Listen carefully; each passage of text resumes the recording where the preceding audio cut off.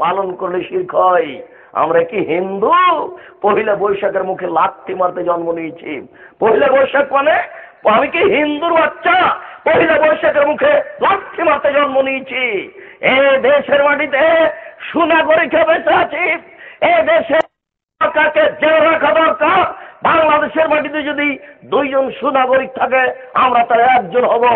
অতএব মনে রাখা ভালো হবে, মুসলমান ঘরে জন্ম নিয়েছি, আমি মুসলিম চিররণবীর মরণকে করি না ভয়।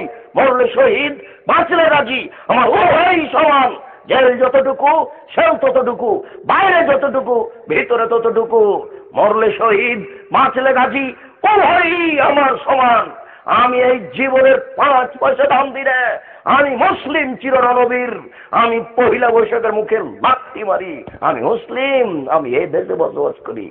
যত যুবক যুবতী এইসব দিবস মানে, যারা পান্তা ভাত নিয়ে গিয়ে বট গাছের নিচে ইলিশ মাছ দিয়ে খায়, এবং যারা একে মানে, যাকে এরা হিসাব করে, যত নেতা, যত নেত্রী, যত ছাত্রী, যত ছাত্র, যত শিক্ষক, যত শিক্ষিকা, এরা সবাই বন্য, এরা সবাই বর্বর, এরা সবাই অসভ্য।